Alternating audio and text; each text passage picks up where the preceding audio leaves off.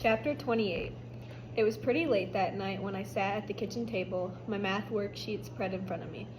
Lexi sat at the table too, doing homework. She had as tall a pile of sheets as I did. I hadn't seen her a lot the last few days since she was always making signs or buying art stuff. She looked up and saw me staring at her. "A lot of homework?" she asked, pointing to my stack. "Maybe," I replied, waiting for her sneer. "You? Too much," she said with a sigh. "Yeah, right," I scoffed. There was no such thing as too much homework for little Miss Perfect. The more the better. I've been working so hard, that's why I'm behind in school. I waved at her stack. "Please, you can probably get through that in like 10 minutes. "I wish. It's going to take days to catch up. I just hope Mom doesn't see my grades before tomorrow."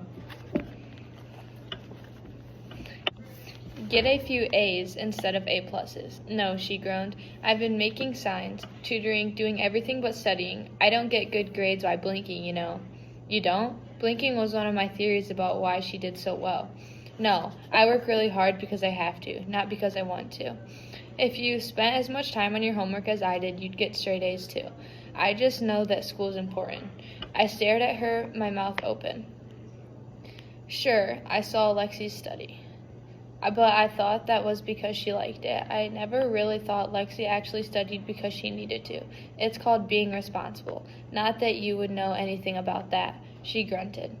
"I know more than you think," I mumbled. "Especially now. So when are you getting Fluffernutter?" What makes you think we're getting a cat?" "Because I lost. I don't have enough money. We'll have a cat and every day you can gloat." "I don't have enough money either," she admitted. But I see your signs everywhere," I stammered. "You tutored like everyone in school." I didn't mention the stacks of bills I spotted in her jewelry box the other day, or the $20 I had taken. I gave her a lot of those signs away for free. I figured it was good advertising. People would see my signs and want one. But when I sold them, I didn't get paid enough, and art supplies cost a fortune. Do you know how expensive glitter is? But everyone kept wanting more and more glitter, and I couldn't say no. I didn't make that much from tutoring either. Kids just don't have a lot of money, and half of my friends aren't even talking to me because they said I was mean. I don't know. I just got frustrated when they didn't know the answers. I guess I'd make a poor teacher. "Well, you make a poor sister, so I suppose that's fitting," I said, smiling. "I make a better sister than you do a brother." I nodded my head. "You're probably right," I sighed. "I thought you never had problems." "I wish. I can convince Mom to do stuff, but try to present charts to your friends and they just think you're weird." She threw me a very non-smirky smile. "I haven't been too nice to you lately. Sorry. I guess I just got carried away with our war." I nodded. "Tell me about it." "I can't even count money right. I somehow lost $20, she groaned. "How do you lose $20? I squirmed in my seat a little. "Yeah, that's strange." I looked down at the table. "Then I guess we're not getting a pet." "I guess not. A shame, huh? After all that work, too." She was right. We were both doing poorly in school. We had both sacrificed a lot. Not having any pet seemed unfair. I mean, I knew cats were stupid and I hated them, but maybe a cat was better than nothing. What's the point of having a war if both sides lose? But I guess in some wars, that's how it works. There aren't winners in wars, not really. Just one side that does less awful than the other. "How much did you earn?" I asked. "More than $400. I was really close. You?" "Less than that. Hold on." I went up to my room and removed a shoebox from behind my smelly shoes, only gagging once. I took out the money. I could have done a lot with that cash. I could have bought like $200 pair of sneakers I really wanted, or that ultraviolet but ultra cool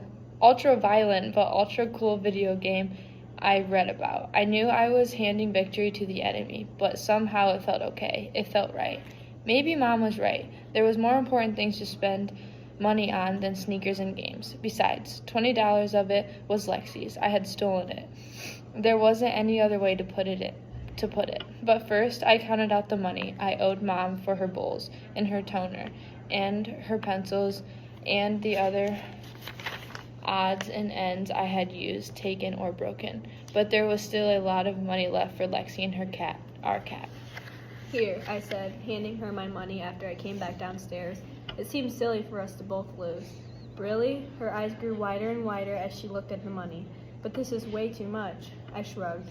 Well, not all of it is mine. Remember that $20 you lost? I took it. I don't know why I did. I just got carried away too. I wanted to see how close you were, and it just sort of happened. I wanted to win so badly. Lexi nodded. I looked for your money once. I wanted to know how close you were too, but I couldn't find your loot. And I didn't want to look in your closet. Your sneakers really smell. That was the idea. Lexi picked up my stack of bills. I guess this makes up for your stealing. I hope so. The way Lexi looked at me, all grateful and stuff, it almost reminded me of Barker and his wide open, thankful and trusting eyes. I almost had the urge to hug Lexi, but I'm glad that feeling faded away quickly. Maybe you're not the world's worst brother, she said. Thanks. I guess you're not the world's worst sister. Maybe just second worst. There must be someone who keeps her brother locked in a cage and force feeds him peas. That sister would be worse. Maybe.